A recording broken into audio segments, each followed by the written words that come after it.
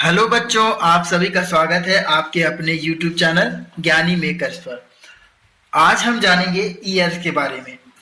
दोस्तों, हमारा जो कान होता है वो बहुत ही कॉम्प्लेक्स है और इसके अंदर जो छोटे छोटे कल पुर्जे पाए जाते हैं हमारे शरीर के, छोटी छोटी हड्डियां होती हैं, छोटी छोटी मांसपेशियां होती हैं, लेकिन ये सबसे महत्वपूर्ण हमारे शरीर का एक अंग है। यदि ये नहीं होगा तो हमारी लगभग लगभग सारा संतुलन जो शरीर का है वो क्षतिग्रस्त हो जाएगा।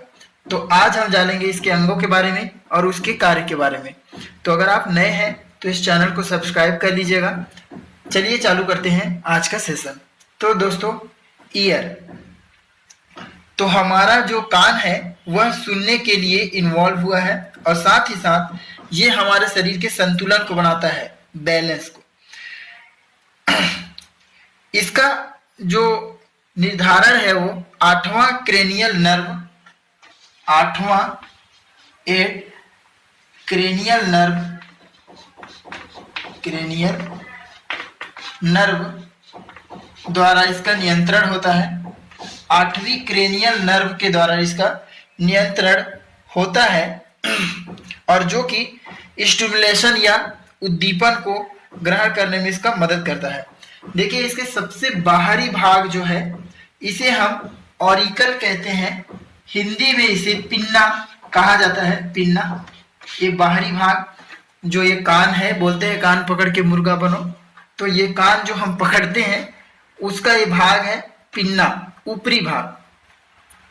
इसमें आपके हर व्यक्ति के कान में एक खांचा पाया जाता है जिसके कारण जो हवा है वह वहां से संतुलित होकर जाता है। अगर ये नहीं रहेगा तो डायरेक्ट हवा चला जाएगा, बल्कि उस छिद्र तक अच्छे से नहीं पहुंचेगा। इसलिए वो छिद्र बना हुआ है कि एक हवा अगर आए तो ये इसे इधर दिशा निर्धारित कर देता है। इसको हम कहते हैं भाग को हेलिक्स। अगला भाग है जहां बाली आदि पहना जाता है, इसे हम कहते हैं लोब्यूल। इसे हम लोब्यूल कहते हैं, ये निचला भाग। दोस्तों, इसके बाद आता है आपका ये भाग जहां से हवा या कंपन अंदर जाता है, हवा या कंपन अंदर जाता है, इसे मीटस कहा जाता है। इसे मीटस कहा जाता है, मीटस। इस भाग को मीटस कहा जाता है। यहां से हवा या तरंग जिसे हम कहें यहां से अंदर जाता है। इस भाग में जो हमारा मीटस वाला जो भाग है, इस भाग में आपका कुछ जो श्वेत ग्रंथियां होती है, जो पसीने की ग्रंथियां होती हैं, वो अपना स्वरूप बदल लेती हैं। जो पसीने की ग्रंथि होती हैं वो अपना स्वरूप बदल लेती हैं और वो सिरुमिनस ग्रंथि में बदल जाती हैं। सिरुमिनस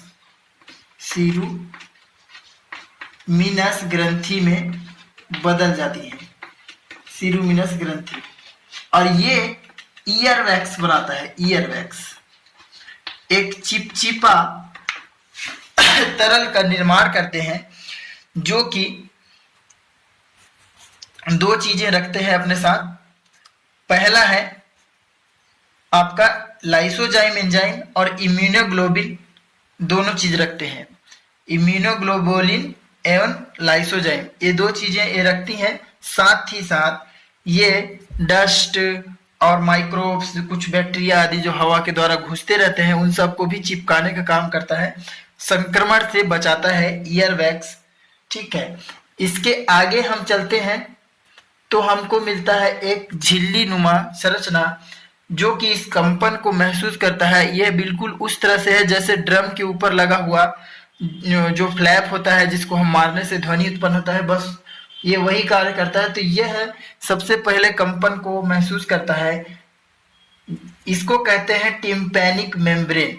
तो याद रखिएगा, ये बहुत बार पूछा जाता है। उस झिल्ली का नाम है टिम्पैनिक मेम्ब्रेन। तो ये टिम्पैनिक मेम्ब्रेन से ही जुड़ा रहता है एक छोटा हड्डी जिसे हम कहते हैं मैलियस। कान के अंदर 3 हड्डी होते हैं, मैलियस, इंकस और स्टेपिस। ये तीनों हड्डी की संरचना होती है। सबसे पहले मैलियस, जिसे हम कहते हैं हैमर या हथौड़ा, हथौड़े की तरह कार्य करता है ये मैलियस। ये मारता है यहाँ, जो कि है आपका ड्रम, ठीक, या इसको हम बोल सकते हैं कील। कील के ऊपर ही हथौड़ा मारा जाता है, तो हथौड़ा मारता है कील को। और तीसरा है आपका ये कुंडी नुमा संरचना, ये एक हड्डी है जिसे हम स्टेपिस कहते हैं। यह इंकस से जुड़ा रहता है, इंकस से जुड़ा रहता है, और साथ ही साथ इसका दूसरा छोर एक बहुत बड़े भाग को पकड़े रहता है जिसे हम कहते हैं कॉक्लिया। इसके अंदर हमारा द्रव भरा रहता है। जब यहाँ से कोई कंपन आके इस हड्डी से टकराता है तो ये वाइब्रेट करते हैं, और इस वाइब्रेशन के कारण ये यहाँ का तरल जो है गति करने लगता है, और यहाँ से फिर एक जो नस जुड़ा है, नर्व या तंत्रिका जुड़ा हुआ है जो हमारे दिमाग तक उस संदेश को ले जाएगा, वो नर्व यहाँ से जुड़ा हुआ है। इसे बोलते हैं वेस्टिबुलर कॉक्लियर नर्व। इस वेस्टिबुलर कॉक्लियर नर्व से ही हमारे जो ध्वनि के संकेत हैं वो हमारे मस्तिष्क तक जाते हैं। तो ये तो उसकी कार्य विधि पूरी हो गई, इस तरह से ही होता है।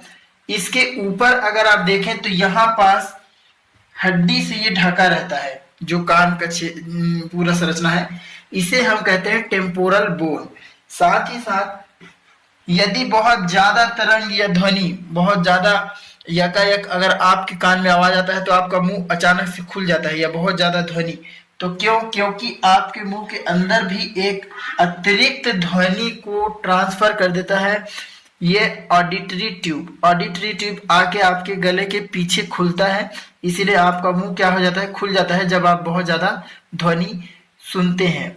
तो ये सारी चीजें हैं आपके ईयर्स में जो कि होती हैं, और यही वो भाग है कान जो कि आपके तापमान को नियंत्रित करता है, जो कि आपके संतुलन को नियंत्रित करता है। साथ ही साथ यदि आपके कान में कोई परेशानी हो जाता है तो आपके शरीर के बहुत सारे जो अंग हैं वो असंतुलित हो सकते हैं, और यही सारी चीजें हैं जो कि कान को हमारे शरीर का बहुत ही महत्वपूर्ण भाग बनाती है।